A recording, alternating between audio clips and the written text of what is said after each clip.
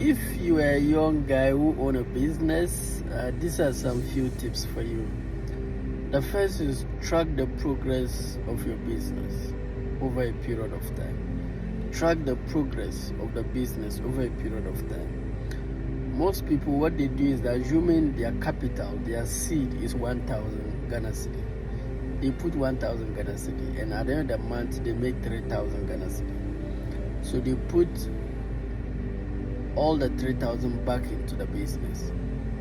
Now, if they put 3,000 and let's say at the end of the month they make 7,000, they put everything into the business again. Before you realize, they start eating from the business. They don't really know, they don't track the progress. So this is my advice for you. If you put 1,000 Ghana cedi and at the end of the month you make 3,000, pick 2,000 profit and save it, and put back the 1,000 Ghana cedi into the business again. If at the end of the month you make 3,000 again, pick the 2,000 profit, save it again. Pick the 1,000, put it back again. Now you have 4,000 saved. You put the 1,000 back into the business again. At the end of the month you make 3,000. Pick 2,000 again, save it. That's 6,000. You still have what? Your 1,000. You do that for 6 months. So assuming every time you put 1,000, at the end of the month you make 2,000 profit. 2,000 multiplied by 6, that's 12,000. So after 6 months, take the 1,000 capital, add it to the 12,000, that's 13,000. Invest back into the business again. And any profit you make, save the profit and put back the 13,000 again. When you are able to do that, you're able to track the progress of your business. So even if somebody come to invest into your business, you can tell them, look, if you put X amount, it's going to take, after these months, I can raise this amount for you. The reason why most of you cannot attract any investor, because you don't track the progress of your business. You don't even know the profit you are making. Now, the second thing is to stop eating from your business. Immediately you need something, you need food, you take from the business. You need good clothing, you take from the business. Family members come, any issue, you take from the business. That's going to be serious. See your business as a child on its own. Create a different account for your business. That's what I always advise. If you are from a very poor home, it's good you get a job, preferably a government job, whereby every month they pay you. That money cannot make you become successful, but it will provide you security. So any money you make from the government, you divide it into two. One for your basic needs, because according to Abraham Maslow theory of needs, when your basic needs are not met, you become desperate. You settle for certain customers. You put pressure on your customers. You make a lot of mistakes. But when you have a secure job that takes care of your basic needs, the rest of, so you get money, you divide it into two. One for your basic needs, the other one you put it back into the business. You can imagine that business you are doing. You can imagine you have a job that takes care of your needs. You eat nothing from that business. You can imagine how it will grow. But if you keep on eating from that business, I'm sorry. First, track the progress of your business over a period of time. Secondly, stop eating from it. So most of you eat the profit. You don't even see the, so you can see somebody working in a business for over 15 years. It's not going forward, it's not going backwards. And they dream of establishing big businesses. But your mouth will not allow it because you eat it. The third thing is avoid people pleasing. Normally, when you are from a poor background, you just start your business. A lot of people are going to come, borrow me this, give me this, give me this. I have a percentage from my income, I give it out for charity. I'm a strong believer of giving. The hand that gives is better than the hand that takes. I strongly believe in giving. And sometimes, stop expecting from the people you give. Sometimes the reward will come from where you never thought. However, when you are coming from a poor background and you are building, discipline yourself to have a percentage for giving. If you are giving to get love, that's people pleasing. You start pleasing people at your own detriment, at the detriment of your business. So give with discipline.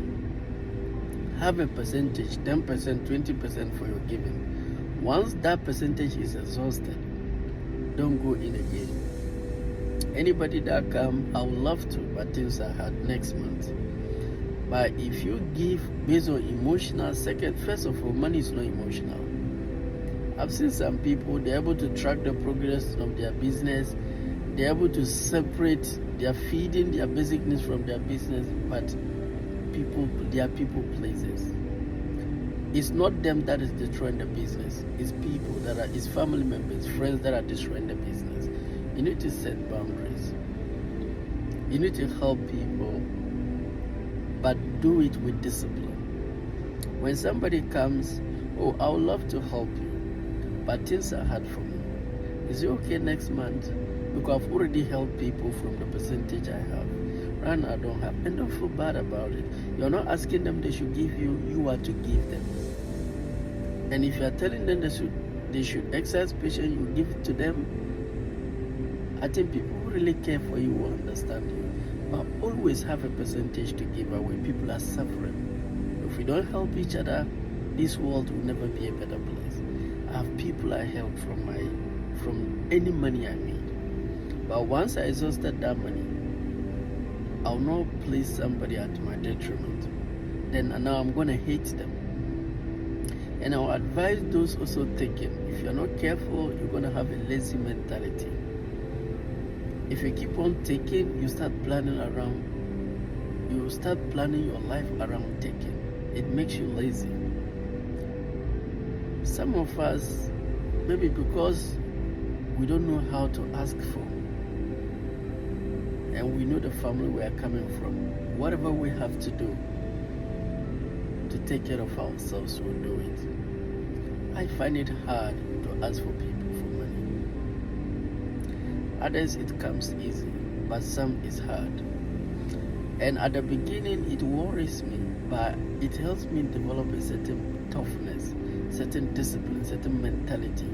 Because I don't want to beg, I am very disciplined and focused so that I'll be able to take good care of myself.